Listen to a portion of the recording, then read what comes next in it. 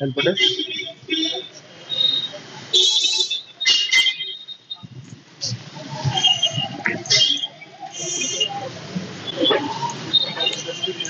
अच्छा, ये help desk है या इसी में जन सुनवाई वाला दोनों एक साथ है? महिला हेल्प डेस्क का ये सर बन रहा है। अच्छा, अभी ये बन रहा है। हेल्प डेस्क कौन देखता है बेटा? इधर है, कहाँ है रजिस्टर, कहाँ है? खोलो, लेटेस्ट दिखाओ बेटा, लास्ट पेज।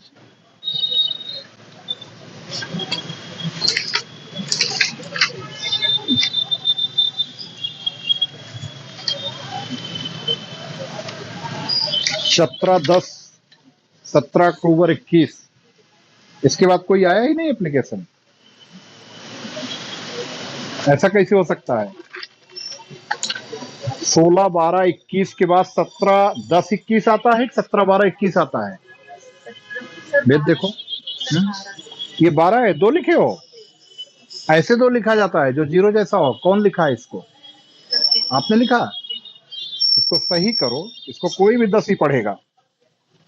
सही करके लिखो। अच्छा, दूसरे एक पेज में आप इसको 2-2 क्यों लिख रहे हो? वेद, क्या पेज की कमी है हम लोगों के पास इसमें? एक पेज पर आपको एक लिखना है, जिससे जब भी आप फीडबैक लिख सकें, शिकायतकर्ता से फीडबैक लेने के बाद लिखना हो तो पूरा पेज खाली रहे आपका। जरूरत पड़ने पर हो सकता है कि आपको 3 बार तो मिनिमम फीडबैक ही रखिए। 3 बार, एक बार संतुष्ट मान लीजिए बता दिया, 15 दिन बाद फिर पूछे, फिर अगले 15 दिन बाद पूछे। आप इस प्रकार से उसको 45 डेज तक फीडबैक रखेंगे। उसके अलावा मान लो यह भी हो सकता है कि शिकायतकर्ता जो निस्तारण किया गया है शिकायत का, उससे संतुष्ट ना हो। ये भी हो सकता है ना। इसलिए भी रहता है कि इन केस अगर शिकायतकर्ता संतुष्ट नहीं है तो तुरंत किसके संज्ञान में लाओगे आप? किसके संज्ञान में आएगा? फिर प्रभारी के, प्रभारी निरीक्षक के। वो शिकायत दूसरे को देंगे, इसके प्रार्थना पत्र को दूसरे को देंगे, दूसरे उप निरीक्षक या जिसको भी दिया। और फिर जब शिकायत निपट करके आई तो अंतिम निस्तारण तक यही प्रक्रिया दोहराई जाएगी। इसलिए एक पेज में केवल एक लिखना है। ये एकदम याद रहे, क्लियर रहे कि मैं हर बार कह चुका हूं ये। और देखो, ये ऐसे ही होना चाहिए। ठीक, इस पेज पे पूरा एक रहे। अब इसमें फीडबैक कहाँ लिया है ये बताओ मुझे, कहाँ है ये? तो यहाँ आपने लिखा कि इस पे लिखना चाहिए फीडबैक तिथि ये हुआ आज दिनांक को, इतना ही नहीं, यहाँ तो आपने शिकायतकर्ता के नाम पता में लिख दिया। यहाँ पर आपको लिखना चाहिए, पेन लाइए, ये क्या होना चाहिए हेडिंग यहाँ पे? फीडबैक 1, फीडबैक 1 या फीडबैक फर्स्ट। आपने फीडबैक फर्स्ट लिया, कितनी तारीख को लिया? 18/12/2021 को। 18/12 को लिया है, आज ही लिया है। हाँ, आज 18 है, 19 है, 19 तारीख, सॉरी। तो आपने ये कर दीजिए, फीडबैक फर्स्ट 18/12/2021। अब इसके बाद 15 दिन बाद दोबारा, जिसे उसने बताया कि संतुष्ट है, रह रहे हैं, अलग रह रहे हैं या संतुष्ट है, कोई दिक्कत नहीं है। 15 दिन बाद आपने फिर लिया, फीडबैक सेकंड हो गया, फीडबैक थर्ड हो गया। अगर वो संतुष्ट नहीं है तो ये फीडबैक चलता रहेगा, आपके पास ये पेज खाली है, पड़ा रहेगा। संतुष्टि तक फॉलो अप होना है। और अगर संतुष्ट हो गए तो भी मिनिमम 3 बार फीडबैक लिया जाना है, 15-15 दिन के अंतराल पे। ठीक, ये चीज फॉलो करना है बेटा। शिफ्ट वाइज लग रही है ड्यूटी। एक शिफ्ट में कितने लोग हैं? एक शिफ्ट में 2 लोग हो, इसमें कोई दिक्कत नहीं है। आप क्या देखते हो बेटा? जन सुनवाई वाला है। हाँ, रजिस्टर, अच्छा ओके, सामान्य रजिस्टर जो हमारे मेंटेन हो रहे हैं उनका है। ये चुनाव रजिस्टर आप मेंटेन कर रहे हो? अच्छा, कितने चुनाव सेंटर्स हैं वेद? 21। इनसे अब इनको जानना चाहिए। वेद बताओ, 21 हैं? ये मतदान केंद्र हैं। और मतदेय स्थल कितने हैं? 14-10-24। पक्का? कुछ कंफ्यूजन है? तुम बताओ। मतदान केंद्र 21 हैं, मतदेय स्थल 24 हैं, ये सही है? मतदेय स्थल समझ रहे हो? सेंटर दस। पोलिंग सेंटर हो गया मतदान केंद्र आपका, और मतदेय स्थल हो गया पोलिंग बूथ। हाँ तो वही अभी तो हम एक कई आपके एक सेंटर पर अगर 5 बूथ है, किसी सेंटर पे 6 बूथ है, किसी सेंटर पे 2 बूथ है, और रेयरेस्ट ऑफ रेयर होगा जिसमें 1 बूथ होगा। तो ये कैसे हो सकता है कि 19 सेंटर पे 21 बूथ हो? दोनों लोग कंफ्यूज हो। 21 तो है सर, क्योंकि 11 है सर केवल 21 बूथ है। रोहनिया का और 10 है चितईपुर कट गया है सर। आपके पास केवल 21 बूथ हैं। 11 रोहनिया के 10 कैंडिडेट है। सेंटर या बूथ? सेंटर हाँ, सेंटर। बूथ कितने हैं? बूथ में बूथ नहीं आइडिया ना, तो इसको मैं कह रहा हूँ बूथ पर भी ध्यान दें, क्योंकि बूथ का मतलब हो गया कि हर बूथ की अलग अलग लाइन लगती है, और आपका बूथ किसी न किसी गांव या मजरे को या मोहल्ले को इंगित करेगा, तो उसी आधार पर आपकी निरोधात्मक कार्रवाई होनी है। चुनाव को लेकर के निरोधात्मक कार्रवाई शुरू कर दीजिए। विशेष करके जो लाइसेंसी हथियार हैं उनका वेरिफिकेशन के साथ साथ जो लोग यूजलेसली मतलब रखे हों कहीं पर, इंटरेस्टेड ना हो, तो उनका वेरिफिकेशन शुरू हो जाए।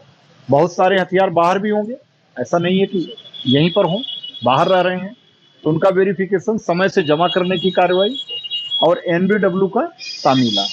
ठीक, ये 2 प्रक्रिया आपको बिल्कुल अभी से गति देनी है। और निरोधात्मक कार्रवाई भी आप पिछले चुनाव और इस चुनाव के बीच में भी जो चुनाव हुए हैं उनमें भी जो लोग किसी भी रूप में कभी भी फिजिकल वायलेशन में लगे रहे हैं, मान लीजिए किसी के खिलाफ एनसीआर बॉडी ऑफेंस की दर्ज है, एफआईआर दर्ज है, तो आपको क्या करना है? उन सबको निरोधात्मक कार्रवाई के दायरे में ला देना है। 107, 116 की कार्रवाई कब मानी जाएगी? जब 117 में बदल जाएगा।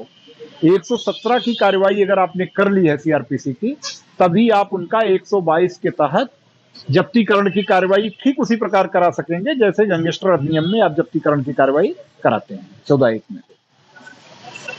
एचएस की क्या स्थिति है? कितने हिस्ट्री सीटर्स हैं अपने?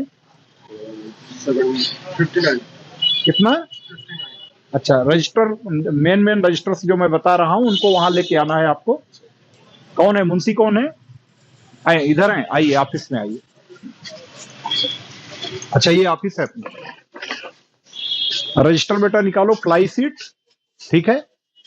एचएस की फ्लाई सीट समझ रहे हो ना? फ्लाई सीट निकाल लो, त्योहार रजिस्टर निकाल लो, गुंडा रजिस्टर, ठीक, और उसके बाद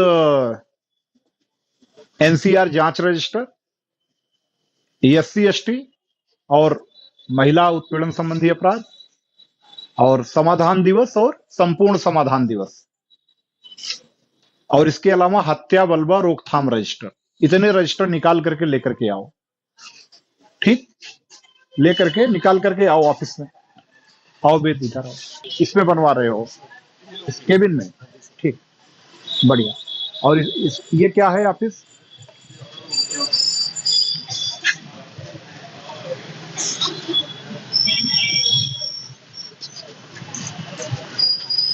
कब तक बन के तैयार हो जाएगा? महिला हेल्थ पे नीचे फर्श थोड़ा सा करवाना है और लाइटिंग करवाना है। दिवसाधिकारी कौन है? Day officer? एक तो दिवसाधिकारी और एक रात्रि अधिकारी होते हैं ना, 12-12 घंटे की शिफ्ट वाले। इधर आइए। आप ही हो दिवसाधिकारी? आप ही हो?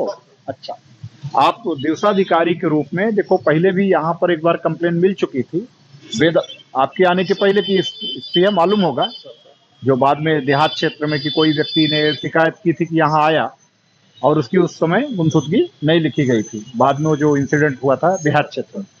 तो जो भी दिवसाधिकारी रहे, रात्रि अधिकारी रहे, आप परफेक्ट जिम्मेदार होंगे। कोई भी शिकायत करता आया तो वो हर हाल में अटेंड किया जाना चाहिए।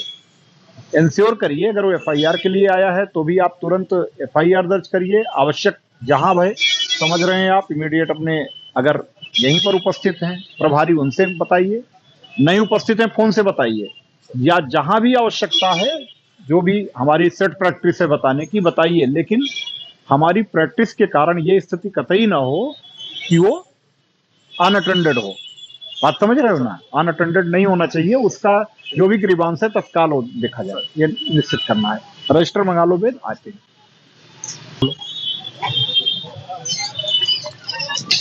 सीसीटीवीएस है यहाँ पे, ठीक, बढ़िया।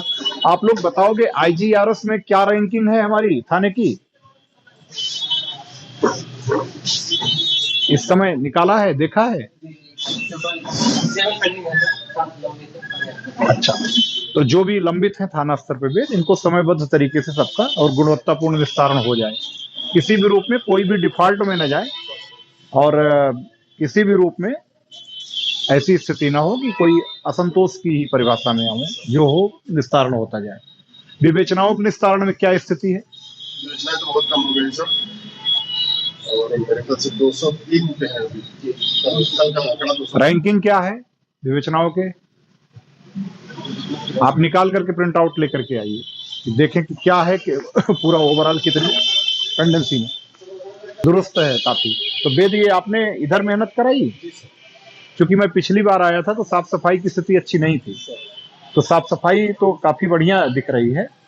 ये कच्छ तो था, लेकिन मुझे लगता है कि ये, हाँ, इस तरीके से नहीं था, तो इसके लिए साफ सफाई की व्यवस्था अच्छी रखवाने के लिए इनको अपनी तरफ से प्यारो सा इनाम भी हमारी तरफ से वेद प्रकाश जी के लिए लिखिएगा। इसमें अच्छी व्यवस्था है, साफ सफाई के लेवल मेंटेन रहे, ये चीज इंश्योर करना है। हमारी गाड़ी से पेन उठा लाना, पेन नहीं होगा। हाँ,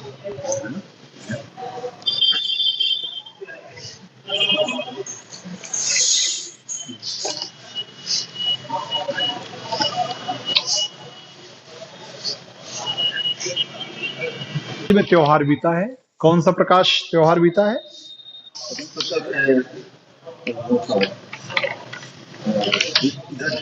देव दीपावली। देव दीपावली के बाद अब आगामी त्योहार कब से शुरू होंगे? अगले त्योहार आगामी त्योहार सर मकर संक्रांति, पूजा है, खरमास के बाद शुरू होंगे त्योहार। त्योहार रजिस्टर अप टू डेट है? ठीक है, ठीक है, कलम ले लीजिए। आपके यहाँ संत रविदास जयंती, ये भी काफी महत्वपूर्ण फेस्टिवल के रूप में होता है। मेरी समझ से मुख्य मंदिर आपके ही थाना क्षेत्र में है, और पीछे लिखा भी है, विस्तार से लिखा भी हुआ है।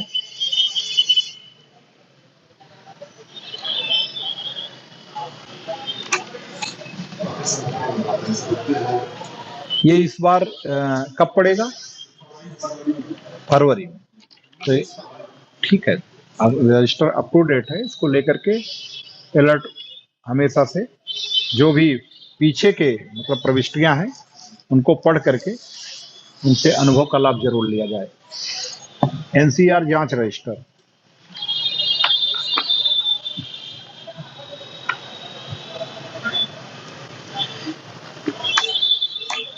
ज्यादातर में 107, 116 की कार्रवाई दिख रही है पीछे, हालांकि बाद में इधर 151 की कार्रवाई शुरू हुई है।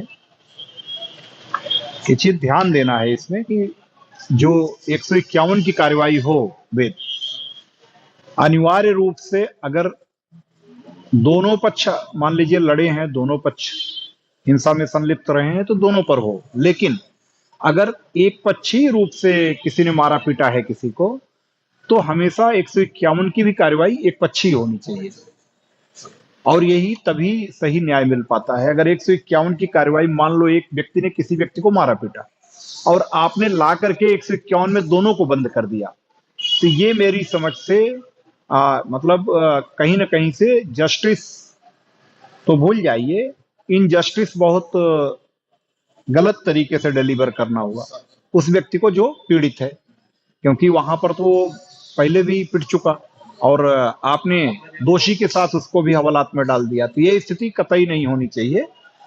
151 की कार्रवाई अनिवार्य रूप से आक्रामक पक्ष के खिलाफ एक पक्षी तरीके से करिए। हाँ, अगर दोनों पक्ष मारपीट में एज ए ग्रुप लड़े हों, दोनों का 19-20 ही सही अंतर हो, बट मतलब मारपीट में दोनों शामिल हों, तब दोनों पक्ष पे करिए। बट मतलब अगर एक पक्षी मारपीट का है तो उसमें एक पक्षी ही 151 की भी कार्रवाई की जाए। अच्छा, साथ ही साथ 107 116 जितने में हुआ है, ये 107 116 का फॉलो अप करें, क्योंकि हम लोग पुलिस कमिश्नरेट सिस्टम में हैं। एसीपी साहब की जो कोर्ट है वहां पर आप इसको पहुंचा करके 117 में शामिल कराएं। 116(3) की प्रक्रिया पूरी करा करके अपने जो जांच अधिकारी हों उनसे 117 का ऑर्डर जरूर कराएं, तभी ये ऑर्डर इफेक्टिव होगा। 107 116 केवल करके छोड़ने से कोई फायदा नहीं है। दूसरे, आप इस समय जिनका भी 117 करा लेंगे वो सारे आपके लिए चुनाव में भी बहुत कारगर रहेंगे। क्यों? क्योंकि 6 माह के लिए आप का ऑर्डर 117 का होता है और तब तक आपका जो चुनावी प्रक्रिया है वो परिपूर्ण हो चुकी होगी। तो यानी कि नेचुरल में भी जो लोग बॉडी ऑफेंस में शामिल रहे हैं उन्हीं पर आप कार्रवाई ये करेंगे। और जब बॉडी ऑफेंस में शामिल व्यक्ति जब सामान्य अपराधों में शामिल है, सामान्य रूप से किसी से लड़ झगड़ रहा है, तो पूरे चांस ये भी हैं कि वो चुनाव के दौरान भी इस प्रकार की अशांति करने की स्थिति उत्पन्न करना चाहे। तो हम पहले से इस पर नजर रखें।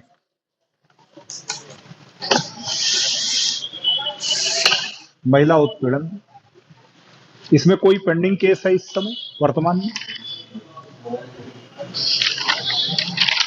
कोई भी सीरियस ऑफेंस का पेंडिंग केस है? ठीक है, ये सर्वोच्च प्राथमिकता पे है शासन की, डीजीपी साहब की, और इसमें किसी भी रूप में महिलाओं से संबंधित जो भी अपराध कहीं भी कारित है तो समय से उन सब में समयबद्ध तरीके से चार्जशीट हो, गिरफ्तारी की कार्रवाई हो, सब पूरी कर लें। गुंडा रजिस्टर, एसएसआई साहब, कितने प्रकार के गुंडे होते हैं? कितने प्रकार के गुंडे सूचीबद्ध किए गए हैं? आपको है जानकारी? नहीं है? वेद आप बताओ। इसका मतलब आपने भी पढ़ा नहीं है पूरा। 4 प्रकार के ही गुंडे होते हैं। कितने? कौन कौन? राजनैतिक, सांप्रदायिक, छात्र और आपराधिक। कितने? 4 प्रकार के, जिनमें से राजनैतिक स्पष्ट है, छात्र भी स्पष्ट है जो स्टूडेंट्स से रिलेटेड है, सांप्रदायिक भी स्पष्ट है जहां पर कम्युनल हार्मोनी प्रभावित हुई हो। इन तीनों के अलावा जो लोग गुंडा की कैटेगरी में आते हैं उनको किसमें डाला जाता है? आपराधिक में। ये एकदम से याद रहना चाहिए। और जितने लोग आपके इन चारों प्रकार की गुंडा की कैटेगरी में हैं उनको आप अनिवार्य रूप से मॉनिटर करते रहें कि वो हमेशा एट ए टाइम आपके 117 में पाबंद रहें और भारी पे मुचलके में पाबंद रहें, ताकि अगर किसी भी प्रकार का नुइसेंस को क्रिएट करना चाहें तो आप उनकी जब्तीकरण की कार्रवाई 122 सीआरपीसी में करा सके। अब कमिश्नरेट में आपको ये अतिरिक्त लाभ है कि आप जिन पर प्रभावी कार्रवाई करेंगे उसमें कोई डिले होने के चांस नहीं है। तो ये चीज आप इसमें करा लीजिए। इसका अध्ययन करके चुनाव के पहले यह भी पूरी तरह अपडेट हो जाना चाहिए। इसको मैं 1 सप्ताह बाद पुनः निरीक्षण करूंगा आपके थाने का। अभी मैं इसीलिए अभी सरसरी तरीके से बाकी चीजों को कर रहा हूं। हत्या बलवा रोकथाम रजिस्टर, इस रजिस्टर में भी मैं यही चाहूंगा कि जितने भी इस प्रकार के एलिमेंट्स हैं जो गंभीर शारीरिक अपराधों में संलिप्त रहे हैं, हत्या बलवा रोकथाम रजिस्टर में जो भी इंगित हैं, इन सब पर भी प्रभावी निरोधात्मक कार्रवाई समय से कर ली जाए और वो कागजी खाना पूर्ति की ना हो। 107-16 हो तो 117 तक पहुंचे। इसके अलावा गुंडा, मिनी गुंडा 109-10 110 जी, और अगर उनके कई बार अपराध का रिपीटेंस हुआ हो तो आप उसमें एचएस खोलिए उनकी। इसी प्रकार से कई अपराध की स्थिति में ही आप गैंगस्टर की भी कार्रवाई करिए। इसमें भी किसी प्रकार से कोई ढिलाई नहीं करनी है। ये आपका सबसे महत्वपूर्ण रजिस्टर है। इस पर शासन की तरफ से, माननीय डीजीपी साहब की तरफ से बहुत जोर दिया जा रहा है। हत्या बलवा रोकथाम रजिस्टर को अगर आपने अच्छे तरीके से, प्रभावी तरीके से पीछे का पढ़ करके और इनको निरोधात्मक कार्रवाई के दायरे में ला लिया तो आप मान के चलिए कि वहां पर किसी प्रकार की अशांति होने की संभावना नहीं रहेगी। समाधान दिवस रजिस्टर, कोई इधर के पीछे के कोई मामले पेंडिंग तो नहीं है? एक केवल है पीछे का, ठीक है। तो उनसे बात करके जो भी कंसर्निंग राजस्व निरीक्षक हों या जो इसमें लेखपाल जुड़े हुए हैं, टीम के साथ भेज करके निपटा दीजिए समय से। किसी भी रूप में समाधान दिवस का या संपूर्ण समाधान दिवस का समयबद्ध तरीके से निस्तारण हो जाना चाहिए, पेंडिंग नहीं रहना चाहिए। संपूर्ण समाधान दिवस का कोई लंबित है?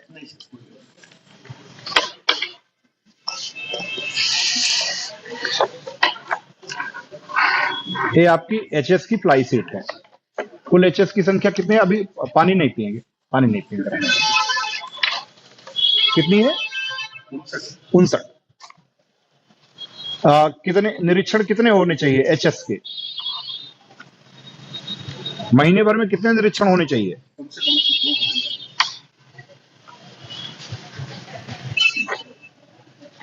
दो होने चाहिए। अच्छा, दिन में या रात में?